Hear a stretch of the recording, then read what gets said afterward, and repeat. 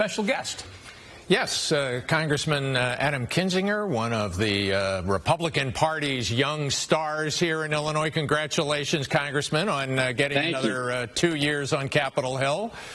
Well, tell me, you, of course, were the only Republican member of Congress from the state who was not a co-chair of President Trump's re-election committee. Why?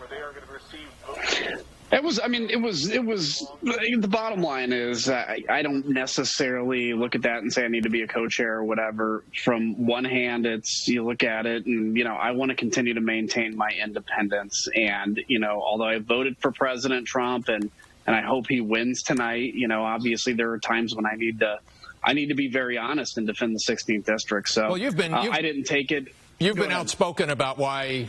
What he has not appreciated, as you know, is you've taken him to task for the tone of things he says and, indeed, for some of the substance of things he says. Yeah, that's right. I mean, look, what it comes down to is we have to defend America. We have to do it through allies. And tone, I think you have to be very presidential with it.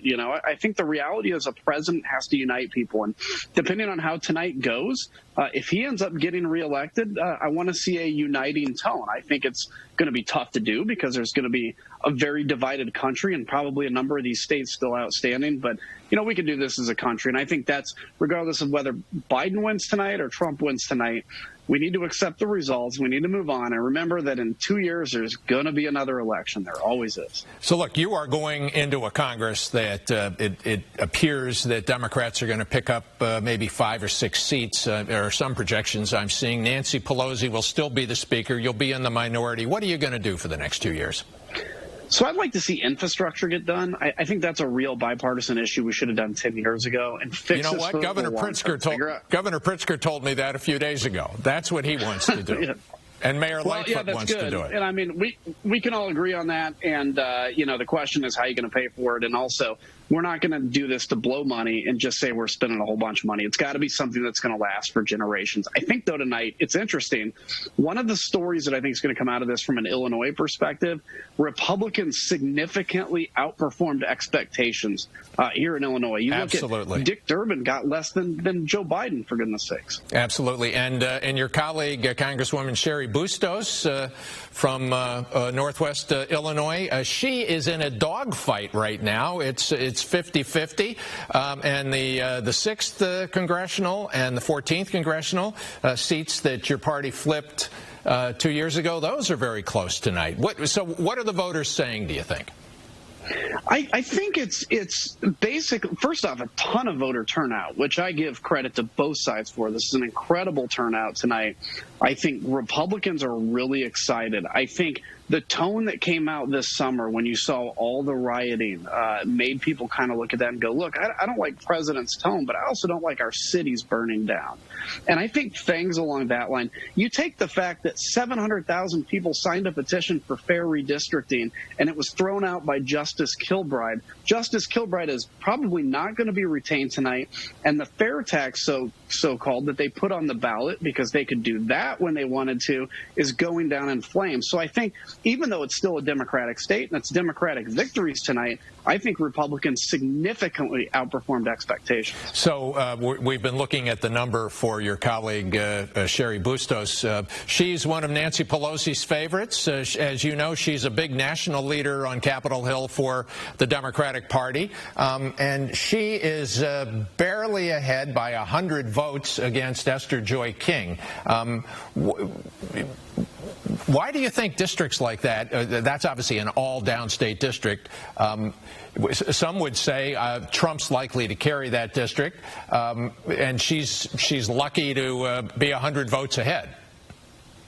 Yeah, that's the interesting thing. So first off, Esther Joy King's a fantastic candidate. So I think you can't take away from that. She's great. But secondarily, so Sherry Bustos initially came out as this, bipartisan whatever, and then she took over the DCCC, the Democratic campaign arm for the House, and, defending candidates that most folks in the middle can't support. And she really showed her true colors as just a partisan Democrat. Nothing wrong with being a partisan Democrat, but when you try to play that you're this bipartisan thing. And I think that's why it's close. So even if Esther doesn't win tonight, I think she can easily win in 2 years, but I'm looking at the vote totals. I think there's a chance she may pull this one off. Yeah, obviously, you haven't. I assume you haven't taken a look at where the votes are out and what's still pending.